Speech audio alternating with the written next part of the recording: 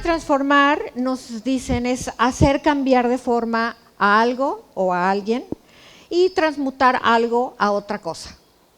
Entonces, es importante esta definición porque se va a aplicar finalmente al resto de la charla que vamos a tener y que se va a tener también que aplicar para la parte positiva y negativa de la transformación.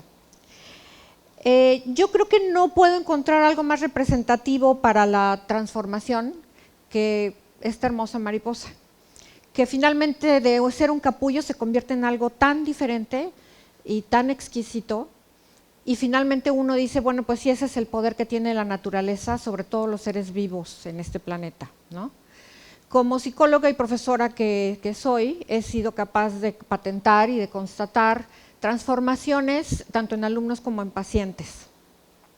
Y efectivamente, para aquellas personas que creen que los seres humanos no podemos cambiar y que muchas veces escuchamos, no, las personas no cambian, pues les tengo noticias, sí cambiamos, a veces involuntariamente, a veces sin darnos cuenta. Y bueno, para ello yo quiero presentarles algunos ejemplos. Como psicóloga finalmente me voy a dedicar a las personas y estos ejemplos son precisamente de estas personas. Les presento a Edgar.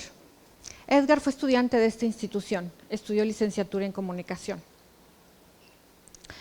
Cuando yo le pregunté a Edgar cómo podría definir su transformación desde que era estudiante hasta la fecha, me atreví precisamente a poner sus palabras textuales para no cambiar el significado de sus palabras y de su sentimiento.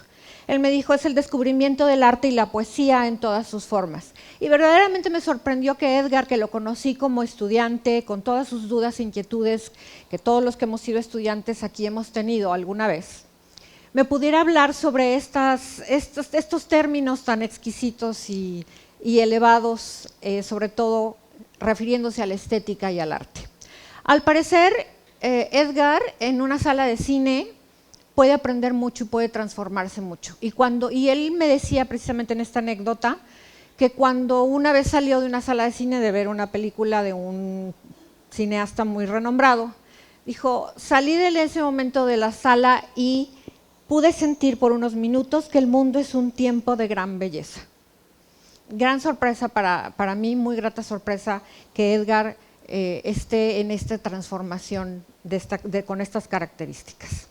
Finalmente, Edgar vive hoy en Bruselas, Bélgica. Es director de comunicación de la empresa Signis, que es una asociación católica mundial para comunicación. Edgar se ha transformado. También les presento a Estela. Estela fue mi alumna. Fue alumna también de esta universidad, fue alumna becaria. Y cuando también hablé con ella sobre su transformación, yo acuerdo con Estela sobre su descripción. Estela era más bien una chica reservada, muy estudiosa, yo podría decir que hasta introvertida. Esto que les digo ya no tiene nada que ver con las características de hoy de Estela. Y cuando le pregunté a Estela sobre su transformación desde aquella época hasta la fecha, precisamente me dijo esto: conectar con lo que somos en todas las dimensiones de nuestra vida, no solo intelectualmente, sino también desde el alma. Estela actualmente funge como directora general de la Fundación Don Bosco en Cuernavaca. Y cuando ella me describía precisamente aquellos momentos en los que se sintió tocada y transformada, me dice, yo como estudié la licenciatura como becaria, tuve que hacer mi servicio becaria en un área en donde nadie quería hacerla, que era el servicio de la fotocopiadora. Dice, paradójicamente, cuando estaba yo en ese servicio, entré en contacto con otras áreas de la universidad que yo desconocía y que me di cuenta qué hacían esas áreas de la universidad. Dice, y no me cabe la menor duda que en ese servicio becario encontré la vocación de lo que actualmente hace. Lo que les dije del puesto de Estela es su parte oficial. Extraoficialmente, y la última vez que me crucé con ella, fue precisamente en los foros de paz y reconciliación que se hicieron a lo largo del país. Me la encontré aquí en Acapulco. Nos invitó a colaborar a varias personas de la Loyola. Cuando les digo que las características que tenía Estela de estudiante ya no se parecen, es porque efectivamente ahora veo a Estela librando codo con codo diálogos, conversaciones y negociaciones con políticos, académicos e intelectuales que promueven precisamente la paz y la reconciliación en México. También no me cabe duda que Estela se ha transformado considerablemente. Pero estos ejemplos que les doy finalmente son ejemplos positivos. Podemos también tener ejemplos negativos. tenemos ejemplos de sicarios, por ejemplo, que terminan con la vida, más que procurarla o preservarla, por lo que nos genera esta parte de nuestra evolución, pues tenemos estas personas que más bien acaban con ella. Podríamos decir entonces que estas personas más bien son como mutantes que terminan con la vida, ¿no? Entonces, nosotros seres humanos siempre estamos en transformación, a veces aunque no lo sepamos. Es claro que vamos a cambiar de estatura, de talla, de físico, pero también vamos a cambiar en personalidad. Y muchas veces de ustedes pueden haber visto una persona que conocieron hace mucho tiempo, la dejaron de ver y precisamente se cuestionan muchas veces acerca de qué pasó con esta persona que yo conocí. Era así y así y así y ahora resulta que nada de lo que yo conocí existe actualmente o no lo veo. Entonces también trabajamos en el cambio de la persona, de la personalidad y los rasgos que nos acontecen. Y estos cambios muchas veces perversos que tenemos se ven ejemplificados de una manera muy adecuada con el libro de Dorian Gray, de Oscar Wilde, el que se llama Dorian Gray, y que precisamente para ustedes que ya lo conocen, les recuerdo entonces que el señor Dorian Gray tenía un pacto con el mal y debido a ese pacto solamente sus vilezas y sus canalladas se veían reflejadas en el retrato, pero él podía permanecer joven y bello. ¿Cuál es la metáfora que nos dice Wilde sobre estos asuntos? Bueno, la metáfora que nos dice es que precisamente el señor Gray vivía una vida bastante trivial y vacía. Es decir, podía sobrevivir durante tiempo y tiempo, todos sus amigos se habían ido porque ya habían muerto, pero él seguía siendo joven y bello. Se caracterizaba por andar de fiesta en fiesta, de parranda en parranda, de amores frustrados, de engaños constantes, inclusive de asesinatos. Y finalmente el señor Gray, cuando va al sótano y ve su retrato, termina con su miserable vida, lastimando el retrato, destruyendo el retrato y destruyéndose también a sí mismo. ¿Qué es lo que sucedió con el señor Gray? Bueno, pues el señor Gray puso la fórmula de primero yo, después yo y al último yo, que es finalmente la fórmula perfecta para vivir una vida egoísta y sin trascendencia. Y llego finalmente al punto central de mi plática, que es la trascendencia, porque cuando nosotros trascendemos, también tendemos a autorrealizarnos. Y cuando nosotros trascendemos,